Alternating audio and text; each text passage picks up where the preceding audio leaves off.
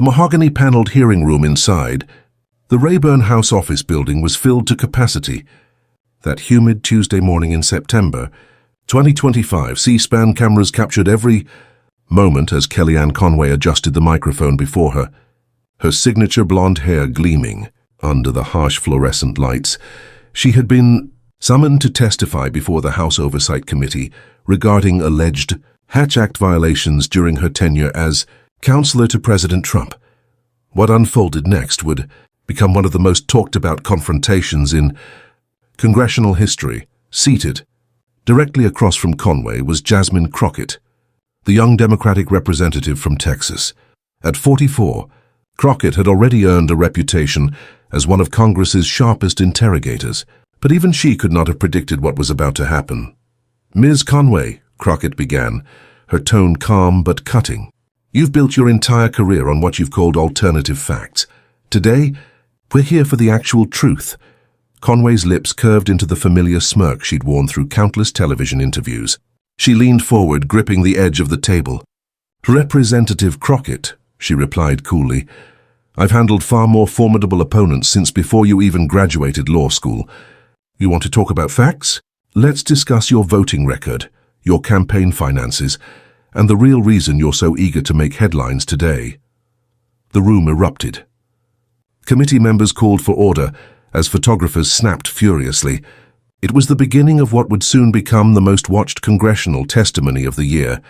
Before we dive deeper into this remarkable exchange, make sure to like this video and subscribe to the channel. Turn on notifications so you never miss our breaking political coverage. Trust me, you'll want to see what happens next. And let us know in the comments where you're watching from. Let's see how many states and countries are tuned in to witness this political showdown. The hearing had been set for 10 a.m., but tension had been simmering since dawn. Outside the Rayburn building, protesters from both sides gathered, some holding signs, reading "Conway for prison," others waving banners that said "Witch Hunt." The stakes couldn't have been higher. Kellyanne Conway entered the hearing room at 9:45, dressed in a sharp navy suit that balanced authority with defiance. At 58, she carried herself with the confidence of someone who had survived 4 years in the Trump White House, years filled with media battles and personal controversies that would have ended most political careers. Her legal team followed close behind, 3 men in nearly identical black suits who looked less than eager to be there. Conway had reasons to remain confident. Once an unknown pollster, she had become one of the most recognizable figures in American politics. She was the first woman to manage a winning presidential campaign, the originator of the phrase "alternative facts," and a veteran of endless political storms. Yet she had never faced Jasmine Crockett. Representative Jasmine Felicia Crockett arrived even earlier, at 9:30 a.m., with her chief of staff and 2 legislative aides. Where Conway radiated cool composure, Crockett exuded focused intensity. Her deep purple dress, chosen intentionally, her staff would later note, symbolized the blend of red and blue, a nod to her message of unity. Crockett's rise had been swift, from public defender to state representative to member of Congress in under a decade. She had built a national profile for her precise questioning, her ability to cut through political rhetoric, and her refusal to be intimidated, whether facing CEOs, cabinet officials, or now, Kellyanne Conway. The preliminary proceedings were slow to begin. Committee Chairman James Comer called the hearing to order, outlining its purpose: to examine potential Hatch Act violations during Conway's time as counselor to the president. The Hatch Act, for those unfamiliar, bars federal employees from engaging in political activity while performing official duties. Conway had been cited several times by the Office of Special Counsel for such violations, but she had never faced formal repercussions, until now. Chairman Comer then yielded the floor for opening statements, and the room fell silent. Everyone knew this wasn't only about the Hatch Act. It was about accountability, about the Trump era, and whether anyone from that period would finally be held responsible for years of controversy and misinformation. Conway sat motionless, hands folded, her expression unreadable. Trained by the best media strategists, she avoided nervous gestures and kept her eyes locked on the cameras. She understood that in Washington, perception often is reality, and she intended to project strength. The ranking member concluded his opening remarks with a pointed statement. Ms. Conway, you took an oath to serve the American people, not a political party or a single man. Today will reveal whether you upheld that oath. Conway's attorney leaned in to whisper something. She nodded slightly, then faced the microphone. Mr. Chairman, distinguished members of the committee, she began, I'm here voluntarily to answer your questions. I have served my country with honor and integrity, and I reject any claims to the contrary. I look forward to clarifying the record. Her tone was measured and composed, the same Kellyanne Conway who had sparred with reporters for years and defended the indefensible with ease. Yet there was a subtle edge in her voice, as if she understood this time might be different. The chairman opened the floor for 5-minute rounds of questioning. The first few came from Republican allies, offering Conway a chance to present her narrative as a devoted public servant, unfairly targeted by partisan critics. Then it was Jasmine Crockett's turn. Ms. Conway, Crockett began without glancing up from her notes, a deliberate move everyone recognized. Let's start with something simple. Do you know what perjury means? Conway's eyes narrowed. Of course, Representative. I'm an attorney. Good, Crockett replied, finally looking up, her gaze sharp. Then you understand that lying to Congress is a federal crime punishable by up to 5 years in prison. I'm fully aware of the law, Representative Crockett. Are you suggesting something? Crockett gave a faint, knowing smile, the kind prosecutors give when a witness has taken the bait. I'm not suggesting anything, Ms. Conway. I'm simply ensuring you understand the seriousness of what you're about to say. Now let's discuss March 6, 2020. Conway shifted slightly in her seat. That date was etched in her memory. It was the day she appeared on Fox News from the White House lawn, using her official title to publicly endorse a Republican Senate candidate, an explicit violation of the Hatch Act. On that day, Crockett continued, pulling up a video on her tablet, you stood on White House grounds and said, quote, Doug Jones is a failed senator and Alabama needs to support Tommy Tuberville. Is that accurate? I was asked about the Alabama Senate race, Conway replied evenly, and I expressed my opinion. Miss Conway, you are standing on federal property, introduced by your official title, and speaking in your capacity as counselor to the President. The Office of Special Counsel specifically cited this as a violation, correct? Conway's attorney leaned in to whisper, but she brushed him off. The OSC and I had disagreements about how the Hatch Act was interpreted. Disagreements? Crockett's tone sharpened slightly. Miss Conway, the OSC recommended your removal from federal service. That's not a disagreement. That's a federal agency determining you repeatedly broke the law. The room fell silent, except for the faint sound of typing from the court reporter. C-SPAN's cameras shifted between Conway and Crockett, catching every subtle expression. Representative, Conway began, steadying her tone, I've already addressed these matters. The OSC's interpretation was overly broad. Crockett interrupted, a rare move for the seasoned operative. I'm not interested in talking points, Miss Conway. I'm interested in facts. Here's one. You were cited for Hatch Act violations at least 10 times. Here's another. You publicly said, and I quote, let me know when the jail sentence starts. Do you recall saying that? Conway's composure wavered. That was taken out of context. The context, Crockett replied, holding up a document, was a reporter asking you about the OSC's findings. You laughed and said those exact words. It's on video. Would you like me to play it for the committee? Conway tried to regain control. Representative Crockett, I see what you're doing, trying to reopen the past, because no one was ever held accountable. Crockett cut in. You're right, Miss Conway. That's exactly what I'm doing. The American people deserve to know why you believed you were above the law. I never believed I was above the law, Conway shot back, her tone sharpening. I was serving my country during an unprecedented time. And sometimes what? Crockett pressed. Sometimes the law doesn't apply. Sometimes ethics don't matter if you think you're serving the right person. Conway's face flushed. That's not what I said. Then clarify it for us. When you violated the Hatch Act, and the OSC confirmed multiple violations, what was your justification? My justification, Conway said firmly, was that I was doing my job representing the administration's positions. Your job was to violate federal law. My job was to communicate with the American people, from the White House lawn, about the administration's agenda. By endorsing political candidates while using your official title, Crockett countered. Her tone grew sharper, each question landing with precision. Miss Conway, did President Trump ever instruct you to violate the Hatch Act? The room gasped.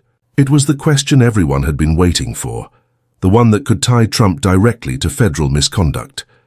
Conway's lawyer quickly objected. That question calls for privileged communication. But Crockett was ready. Mr. Chairman, directing someone to commit a federal crime is not covered by executive privilege. The witness must answer. Chairman Comer hesitated. Republican members shifted uncomfortably. Miss Conway, you may answer, he said reluctantly. Conway took a deep breath. President Trump never directed me to violate any laws, but he never stopped you either, did he? Crockett pressed. When the OSC first cited you, did President Trump tell you to stop? The president supported his staff. That's not what I asked. Did he tell you to stop violating the Hatch Act, yes or no? It's not that simple.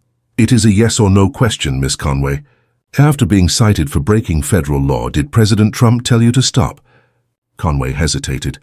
Answering yes would admit she continued despite warning. Saying no would suggest Trump allowed it.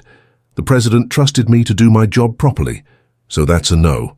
He never told you to stop breaking the law. That was when Kellyanne Conway made her crucial mistake, or what she thought would be a strategic counterattack. Leaning forward, she spoke with the sharp, confident tone that had made her a fixture on cable news.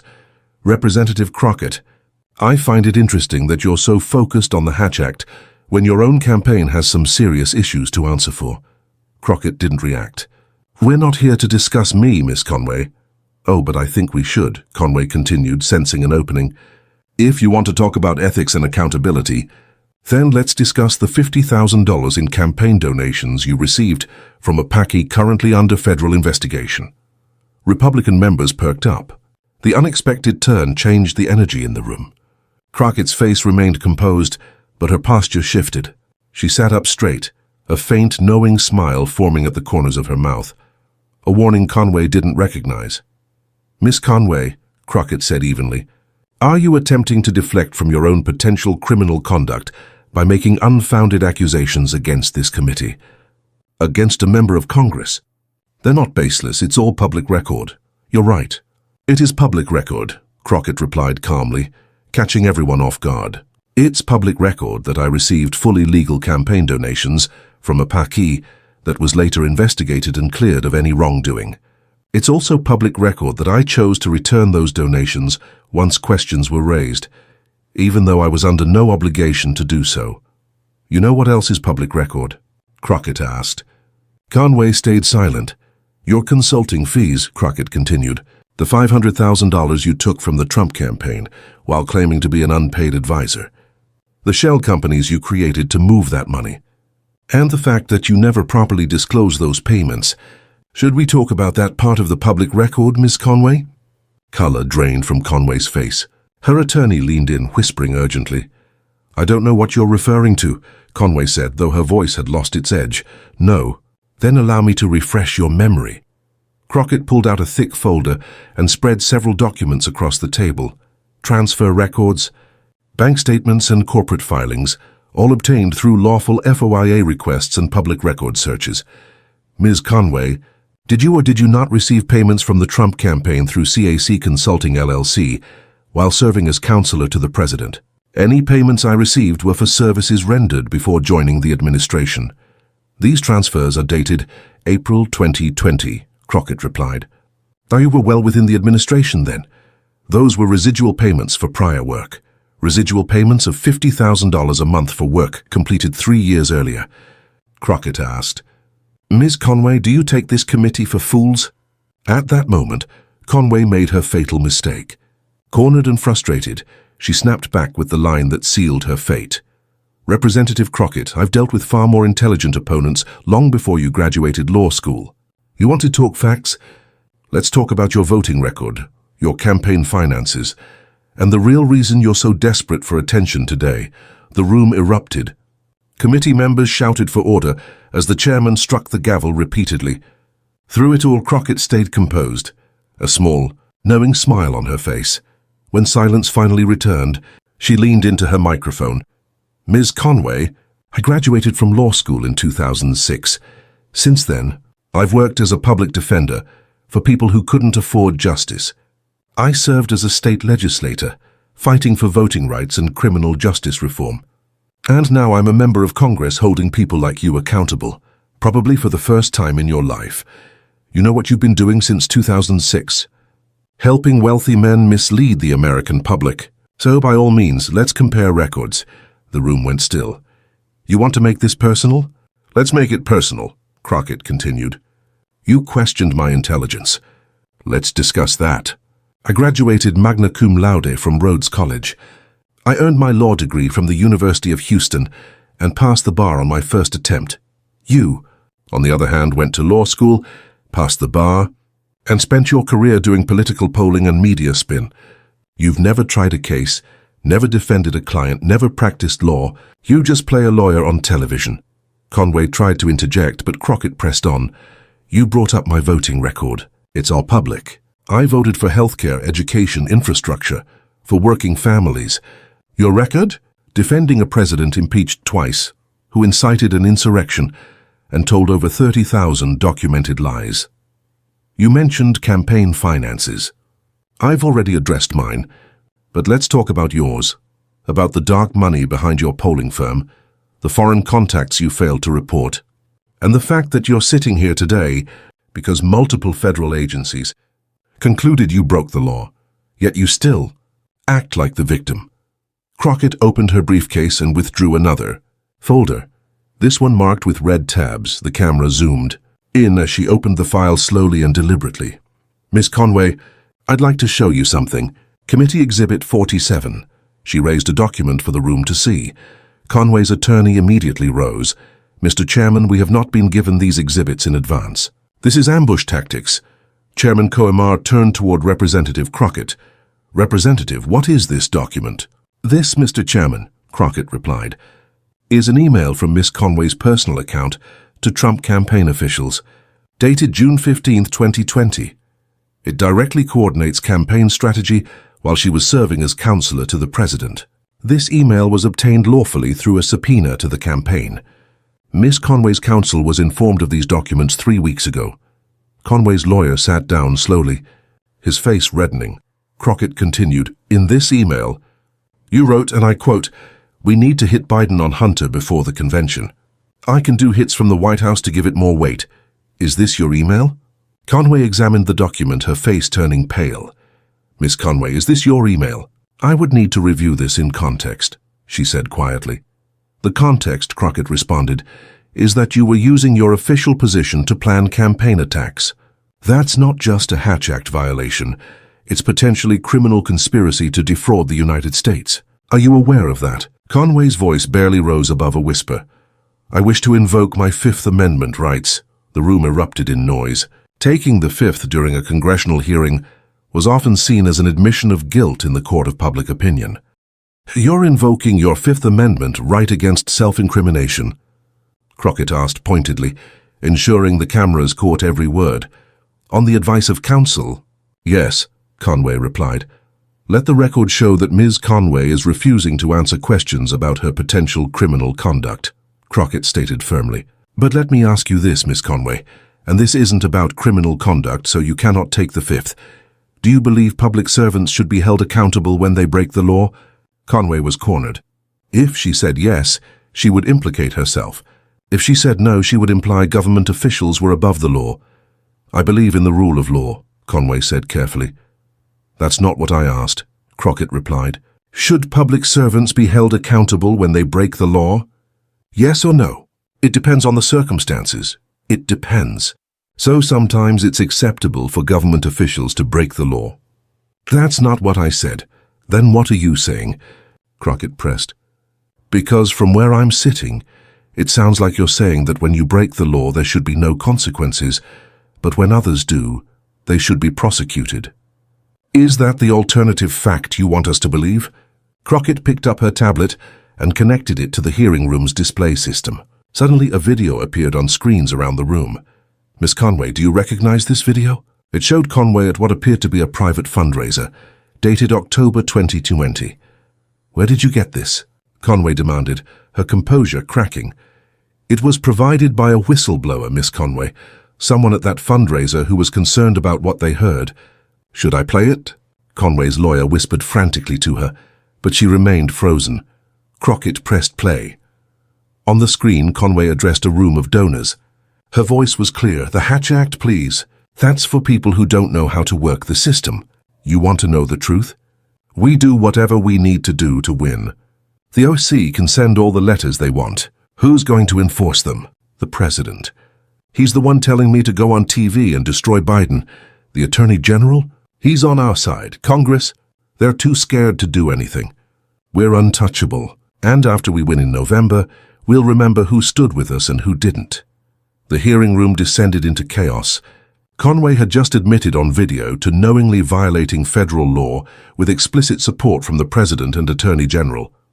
Miss Conway, Crockett said over the noise, do you want to revise your earlier testimony about President Trump never directing you to break the law? Conway conferred desperately with her attorneys. Finally, one stood. Mr. Chairman, we request a recess to consult with our client. Denied, Crockett interjected, before the chairman could respond. Miss Conway has had weeks to prepare for this hearing. She doesn't get to run away now that she's been caught misleading Congress. Miss Conway, you're still under oath. Did President Trump direct you to violate the Hatch Act? I invoke my Fifth Amendment rights. Did Attorney General Barr knowingly allow you to violate federal law? I invoke my Fifth Amendment rights. Did you lie to this committee today when you said you never thought you were above the law? I invoke my Fifth Amendment rights. Crockett leaned back in her chair, letting the moment settle. Every major news outlet was broadcasting live. Conway repeatedly taking the fifth was devastating. But even cornered, she remained combative. During a pause as Crockett organized her papers, Conway seized her microphone. Representative Crockett, since you seem to have access to private videos and emails, I wonder what your constituents would think about your own private communications. What about your texts with progressive donors, promising to destroy anyone connected to Trump? What about your coordination with activist groups to disrupt federal proceedings? You want to talk about criminal conspiracy? Let's discuss your conspiracy to conduct show trials and destroy lives for political gain. For the first time in the hearing, Crockett laughed, actually laughed. Miss Conway, are you seriously sitting here, after taking the fifth multiple times and being caught on tape admitting to illegal conduct, trying to accuse me of misconduct? You want to see my texts with donors? Here? Crockett pulled out her phone and held it up.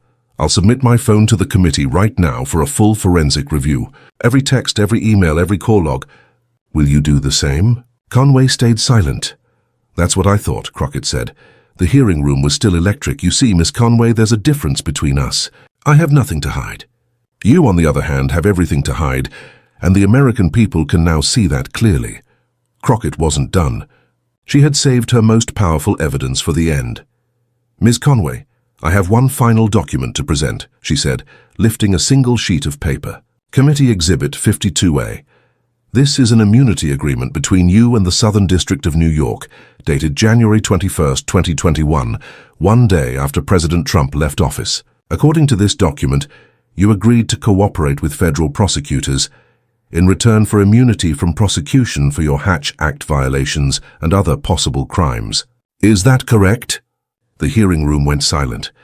The revelation stunned everyone. Conway's face turned pale. That's a sealed document. How did you... It was unsealed yesterday, Miss Conway, Crockett replied calmly, by order of a federal judge, specifically for use in this hearing. Now, did you or did you not agree to provide evidence against other Trump administration officials in exchange for immunity? Conway hesitated. I need to consult with counsel. You already consulted with federal prosecutors, Crockett pressed. You made a deal to protect yourself and betray your colleagues. And then you came here today and lied to Congress anyway. Do you understand what that means? It means your immunity agreement is void. You can now be prosecuted for everything. The Hatch Act violations, perjury, campaign finance issues, all of it. Conway's attorneys huddled beside her, whispering urgently. One stood up. "Mr. Chairman, we request a recess. Our client requires immediate legal counsel." Chairman Comer agreed, but the damage was already done. As the committee went into recess, the room erupted into chaos. Reporters rushed to file their stories. Conway sat surrounded by her lawyers, looking shaken and defeated. Then came the moment that would dominate headlines. As Conway was being escorted out, Representative Jasmine Crockett called out, "Miss Conway." Conway turned, facing Crockett across the noisy chamber. "I want you to understand something," Crockett said firmly. "This isn't personal. This is about accountability, about showing the American people that no one is above the law. Not you, not your former boss, not anyone." Conway's response, caught on the still live microphones, would replay endlessly on cable news. "You think you've won? You have no idea what you've started. You just declared war on half the country." Crockett's calm reply became instantly iconic. "No, Miss Conway. I just declared that the law matters. The half of the country that has a problem with that, they're the ones declaring war on democracy." Within minutes, Crockett destroys Conway was trending worldwide. Clips of the confrontation, Conway taking the fifth, the immunity deal revelation, the fundraiser footage, spread across every major platform. Cable news went into overdrive. On CNN, Anderson Cooper opened his broadcast saying, "We may have just witnessed the most consequential congressional hearing since Watergate." Conway hadn't just implicated herself. She might have implicated Trump's entire inner circle. Fox News took a different stance.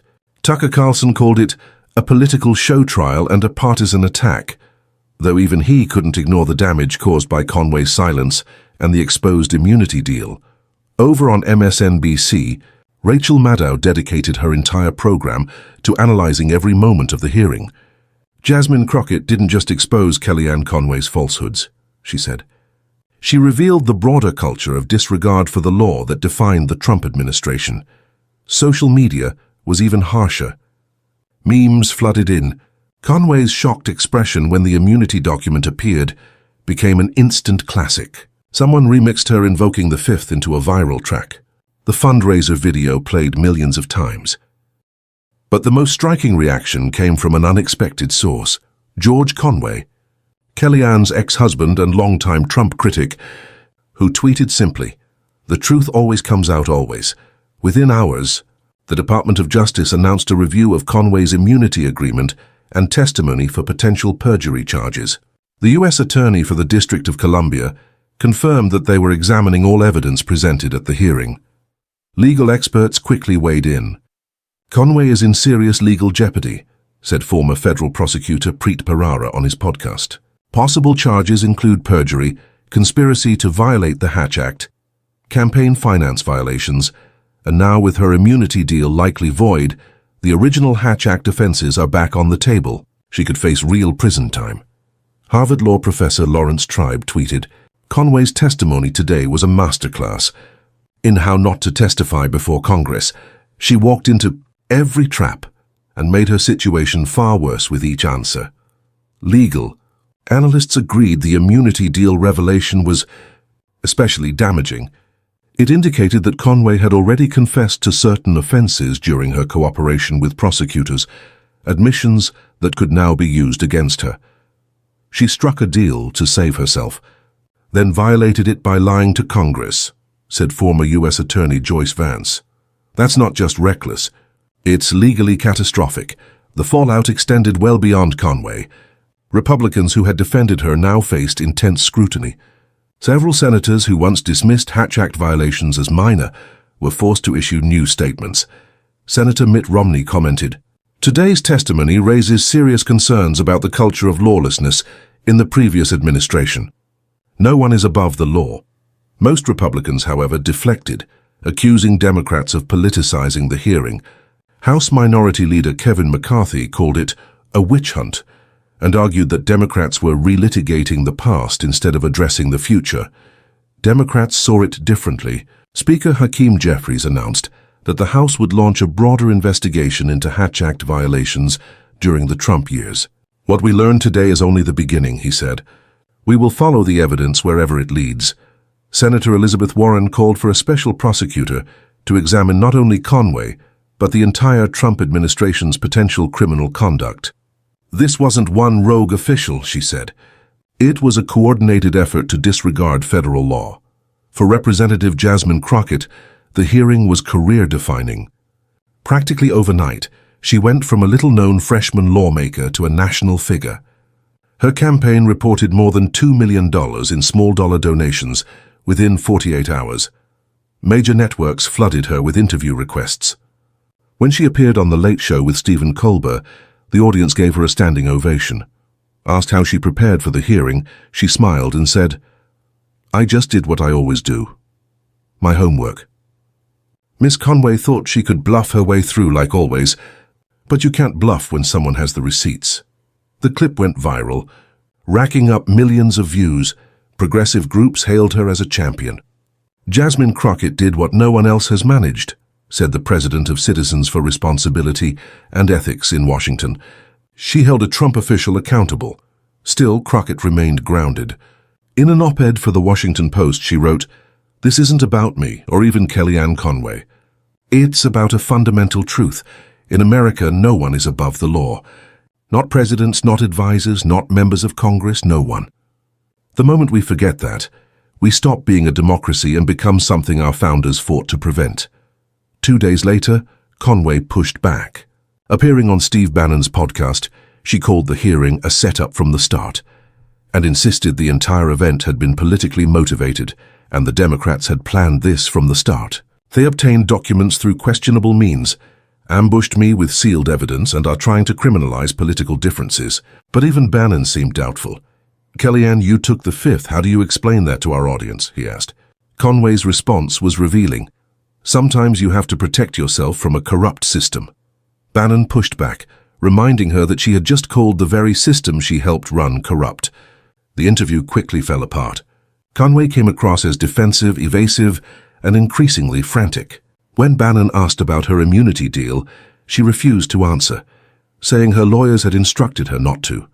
She tried deflecting again, attacking Crockett as an ambitious freshman who doesn't understand Washington, but her attacks fell flat. The evidence was overwhelming, the video damaging. Former Trump officials stayed silent. Even Donald Trump, normally quick to defend his allies, issued only a brief statement through a spokesperson. "Kellyanne Conway was a minor figure in my administration. I hardly knew her." It was a stunning betrayal and revealed how isolated Conway had become. Within a week, the investigation widened dramatically. The House Oversight Committee issued subpoenas to 6 more former Trump officials already cited for Hatch Act violations. The Department of Justice announced a broader probe into potential criminal breaches of the Hatch Act across the Trump administration. The FBI raided Conway's home and office, seizing files and electronic devices. More whistleblowers stepped forward. 3 former White House staffers provided new evidence, including emails and texts, showing Conway coordinated with the Trump campaign while serving in an official role. One of the most damaging disclosures came from a former assistant who supplied recordings of Conway saying, "The Hatch Act doesn't apply to us. We're going to do whatever it takes to win, and if anyone has a problem with that, they can talk to the president." Forensic experts authenticated the recordings, adding to the growing mountain of evidence. 3 weeks after the hearing, the inevitable happened. Kellyanne Conway was indicted on multiple federal charges: 4 counts of violating the Hatch Act, 2 counts of perjury for lying to Congress, 1 count of conspiracy to defraud the United States, and 3 counts of making false statements to federal investigators. At a press conference, the U.S. Attorney for the District of Columbia stated, "No one is above the law. These charges demonstrate our commitment to holding accountable those who betray the public trust and lie to Congress." Conway surrendered to authorities and was released on a $500,000 bond. Images of her walking into the courthouse dominated news outlets. Her legal team insisted she was innocent, calling the charges politically motivated, but experts were doubtful. The congressional evidence alone could convict her, said former prosecutor Ely Honig. With the FBI raid and whistleblower testimony, her chances are slim. The Conway hearing reshaped American politics. It showed that real consequences existed for ethical and legal violations once considered minor. Other Trump officials accused of Hatch Act breaches began negotiating plea deals, hoping to avoid Conway's fate. For Democrats, it was vindication, a sign that accountability was possible after years of frustration. Representative Jasmine Crockett proved that preparation and persistence could make a difference. For Republicans, it was a reckoning. Many had tied their careers to Trump and now had to choose: defend questionable behavior or distance themselves. Some chose reform. A group of Republican senators announced support for stronger Hatch Act penalties. "We must restore faith in government," said Senator Susan Collins. "That means holding everyone accountable, regardless of party." Others doubled down, accusing Democrats of weaponizing justice. "This is what happens in banana republics," said Senator Josh Hawley. "They prosecute their political rivals." The nation grew even more divided, but for the first time in years, it felt like the rule of law mattered again. A month after the hearing, Jasmine Crockett appeared on 60 Minutes with Leslie Stahl. Asked about the defining moment when Conway attacked her, and Crockett's response turned the tide. "I knew she'd make it personal," Crockett said. "That's what people do when cornered, they attack. But I was ready. I studied every hearing she'd been in, every interview she gave. I knew her playbook." When asked if she'd gone too far, Crockett's reply was steady. "For 4 years we watched an administration act above the law. They broke ethics rules, lied to the public, and undermined democracy, all with a smile. Someone had to say enough. If that makes me aggressive, I call it doing my job." She explained that her background as a public defender prepared her for this. As a defender, you fight for people the system has written off. You learn to seek truth against powerful odds. "That's what I did. I fought for the truth." The interview was widely praised, even by some conservatives. Crockett became a symbol of a new political generation, fearless, prepared, and unwilling to back down. 6 months later, Conway's trial began. It became a media spectacle, with crowds outside daily and non-stop coverage. The prosecution's case was devastating. They played the fundraiser video, where Conway admitted violating the law, presented emails showing coordination with Trump's campaign, and called witnesses who testified about her disregard for legal boundaries. The most damaging testimony came from her former assistant, who quoted Conway saying, "The Hatch Act is for little people. We make the rules." Her defense argued selective prosecution, but the judge rejected it, noting Conway's deliberate and repeated violations. They also claimed she relied on White House counsel, but prosecutors showed she'd been warned repeatedly her actions were illegal. Conway took the stand in her own defense, but it backfired. Under cross-examination, she contradicted herself, appeared combative, and claimed not to recall sending emails bearing her name. The prosecutor shot back, "Ms. Conway, are you saying someone else used your account, or are you lying to this jury?" The jury deliberated less than 6 hours before returning guilty verdicts on all counts. At sentencing, the judge stated, "Ms. Conway, you took an oath to serve the American people and uphold the law. You broke that oath repeatedly. This sentence reflects the seriousness of your crimes and the need to deter others who think they're above the law." She was sentenced to 18 months in federal prison. Her lawyers vowed to appeal, but experts saw little hope. As Conway began serving her sentence, the impact of her clash with Jasmine Crockett rippled through American politics. Law schools began teaching the hearing as a model of effective congressional oversight. Crockett's questioning style became a blueprint for lawmakers nationwide. The Hatch Act, once dismissed as toothless, suddenly had force. Federal employees underwent mandatory training, and violations dropped sharply. More Trump-era officials came under renewed scrutiny, leading to further indictments.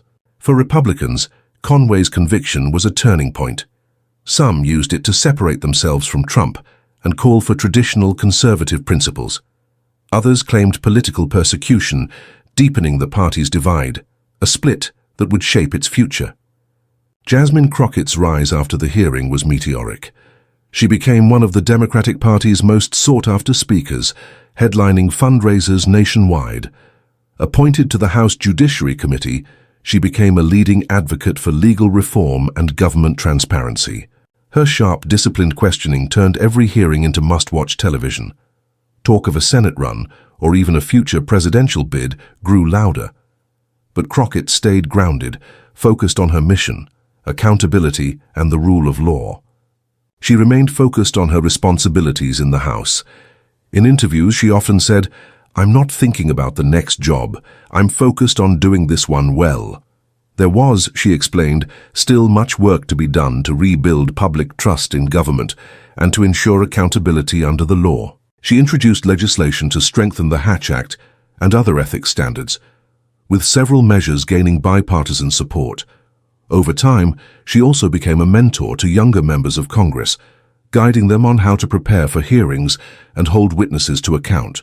Yet perhaps her most lasting contribution was inspiring a new generation of Americans to believe that accountability was real, that the system could function if people were willing to defend it. A year after Conway began serving her sentence, she gave a prison interview to a conservative podcast. She remained unapologetic, claiming to be a political prisoner and accusing Jasmine Crockett of ruining her life for political advantage. When asked about the comments on CNN, Crockett's response was calm but firm. Ms. Conway destroyed her own life when she chose to break the law and lie about it. I didn't make her violate the Hatch Act. I didn't make her lie to Congress or breach her immunity agreement. Those were her decisions. All I did was hold up a mirror and make her face the consequences. That isn't ruining someone's life. That's justice. She paused before adding, "And if Ms. Conway believes I destroyed her life by revealing her crimes, she should remember the lives affected by the administration she served. People who lost healthcare, jobs, and faith in their government. She was part of something that harmed millions of Americans. Being held accountable for that isn't persecution. It's the least justice demands." The Conway-Crockett confrontation became a defining moment in post-Trump politics. It showed that with courage, preparation, and persistence, accountability was still possible, even for those once seen as untouchable. Political analysts later studied the hearing as an example of effective congressional oversight. It illustrated how Congress could uphold its constitutional duty to check executive power when members approached investigations with diligence and skill. The event also emphasized the value of electing capable, well-prepared representatives. Crockett's background as a public defender and her precise preparation were key to her effectiveness. It wasn't enough to oppose wrongdoing. One had to prove it and pursue it thoroughly. The hearing had a ripple effect. Future officials became more cautious about following ethics rules, aware that violations could carry real consequences. The era of treating laws like the Hatch Act as optional was over. But above all, it restored a measure of hope to Americans who had come to believe the powerful always escaped accountability. It demonstrated that the system, while imperfect, could still function when principled individuals fought for it. Looking back, the moment Jasmine Crockett countered Kellyanne Conway's personal attacks with solid facts and documentation marked a turning point in modern U.S. politics, a moment when accountability returned to Washington. It was when the rule of law began to matter again, led by a young representative from Texas who proved that preparation and truth could overcome manipulation and falsehoods. Conway entered that hearing confident she could manage any challenge from a freshman lawmaker. She was seasoned in media tactics, skilled at deflection, and practiced in turning criticism to her advantage. But she had never faced someone like Jasmine Crockett, someone who had done the homework, gathered the evidence, and refused to be intimidated. What stunned observers wasn't only Crockett's sharp rebuttal, but her methodical dismantling of Conway's falsehoods, exposing her violations, her broken immunity deal, and the collapse of her carefully shaped public image. It proved that in the end, facts matter. Evidence matters. The law matters. When someone has the courage to stand up, present proof, and demand accountability, even the most powerful can be held to justice. Jasmine Crockett didn't just challenge Kellyanne Conway in a hearing. She showed America that democracy could still function, that oversight still had meaning, and that no one stands above the law. In doing so, she reshaped the course of American politics. The impact of that hearing continues. Each time an official considers bending ethics rules, they recall Conway's downfall. Each time a witness thinks about lying to Congress, they remember that cross-examination. Each time someone claims immunity from the law, they're reminded that truth and persistence can bring anyone to justice. That's how Jasmine Crockett changed the landscape of American politics forever. If you found this story insightful, please like this video and subscribe for more in-depth political coverage. Turn on notifications so you never miss an update.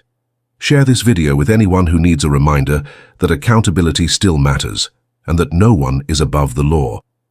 Tell us your thoughts in the comments. Do you think justice was served? Which other political figures should face similar scrutiny? We read every comment, and your engagement helps us keep bringing you stories like this.